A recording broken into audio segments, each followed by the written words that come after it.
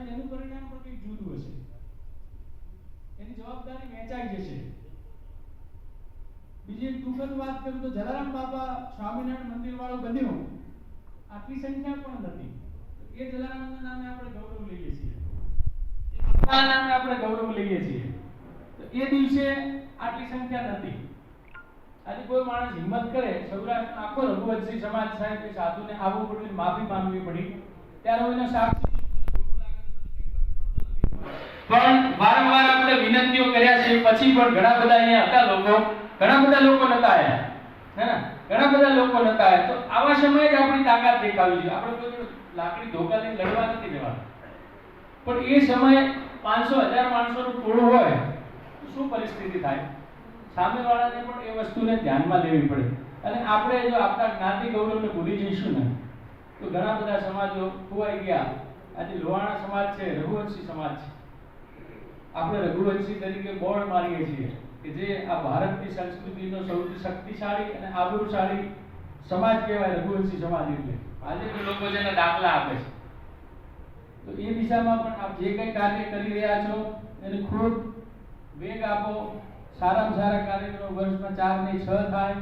પણ અહીંયા બેઠેલો માણસ એક વસ્તુ તો આજે સંકલ્પ કરે કે હું મારી આજુબાજુમાંથી એક બે રઘુવંશી સમાજના યુવાનોને લેતો જઈશ મીટિંગમાં. ત્યારે ભારતીય જનતા પાર્ટીમાં જ્યારે મીટિંગમાં જશે ત્યારે સ્પષ્ટ સૂચના આપવામાં, અમે ગાડી લઈ જતા હોઈએ તો 2-4 જણને તમારે લઈ જવા. તો એ સાચી સિસ્ટમ છે. આપણે જતા હોઈએ ને 1-2 જણને લેતા જઈએ, 4 જણને ફોન કરીએ તો એ સંખ્યા વધવાની અને એનો વ્યાપ પણ વધવાનો.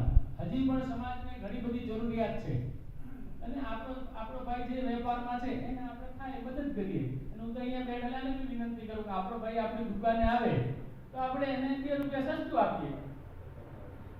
તો એની લાગણી પણ આપણી સાથે જોડાયેલી રહે કે ભાઈ આપણે ત્યાંથી જ લઈએ. અને દયારામભાઈ કે જે ભાઈ જ્યારે બી રઘુવંશી સમાજની વાત કોઈ સંપર્ક કર્યો હશે તો બાકી તો શબ્દો આપતું નથી. તો જે તાકાત લગાડવી પડતી હશે એ જાહેરમાં કહી શકાય નહીં. દયારામભાઈ સાક્ષી છે, એ તાકાત આપણે લગાડી જ છે. જ્યારે જરૂર પડે ત્યારે કોઈ બી જબરદસ્તીની શરમ રાખ્યા વગર, બરાબર. અને સારા કામમાં જરૂર પડે તો આજે હું જલારામ બાપિયાની સાક્ષી વચન આપું છું, તમે હટી ના શકે છો.